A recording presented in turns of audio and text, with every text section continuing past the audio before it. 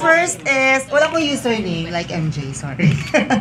Yung first, hardest kissing scene na you shot together for James and Nadine.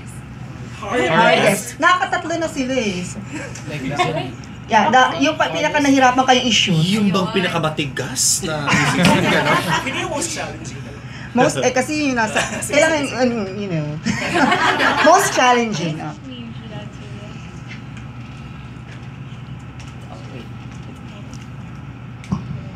What do you mean hardest?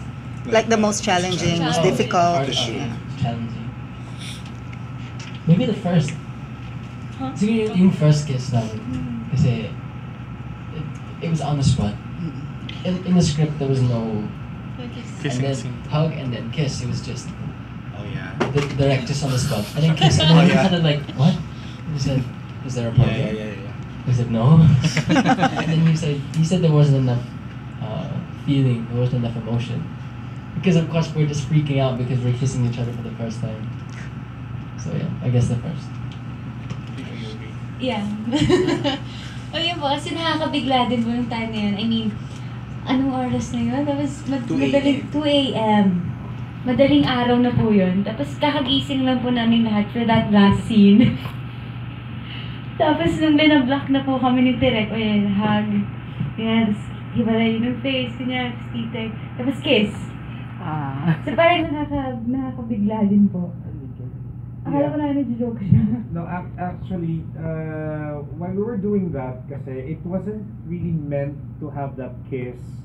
And it wasn't really meant to be the ending of Diary ng Pangit. Iba pa yung ending nun. So, nung sinushoot namin yun, okay, kiss kayo, ano kayo dyan, lines, ganyan, and then hug, and then look at each other. Kasi iniisip ko, pagkikissing ko ba sila dito or hindi? Kasi wala naman sa script. But I felt na the scene calls for it. So I told them, and then you kiss. Tapos, sabi lang nila, parang, ha? Bakit may problema ba tayo? Hindi pwedeng mag-kiss? Ano ba ito? Diba? Kasi hindi naman sila 12 years old, diba? So pwede naman mag-kiss. So, yun yung... Bagong gising din. Fresh naman yung mga breath. Nami ko. So yun yung I think the beauty of filmmaking na right there and then you will be inspired to do such scenes na wala naman talaga sa script.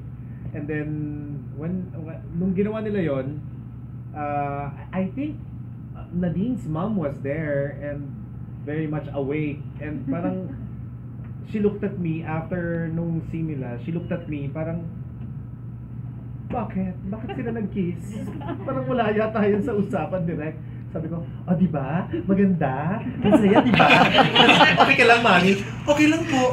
So, parang wala na siyang nagawa. Parang gulpi-di-gulat yung nangyari. But I'm so happy because of that.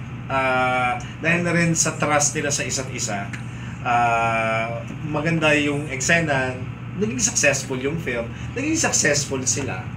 Right. Kaya ba binigla mo rin sila direct for the tuyo kissing scene this time? Oo, binigla ko rin sila dun sa tuyo. Lagi na lang biglaan ang mga halikan nila. Kasi syempre, di ba, yung tuyo, anong gagawin mo dun sa tuyo, di ba? Parang, ang langsa. Si James nga, hindi naman siya, di ba hindi kumakain ng tuyo? Hindi siya kumakain ng tuyo, nababahuan siya. So, nung ginagawa namin yun, sabi ko, lagay mo yung tuyo dun sa mouth mo, ganyan, tapos parang, papakainin mo, papabite mo kay Nadine yung tuyo from your mouth, gano'n. Romantic ba yun? Kasi tinanong ko talaga yung mga staff, gano'n. Romantic ba yun? Gumagano naman sila. Pwede din eh, kaya lang parang parang malangsa. Well, that's new.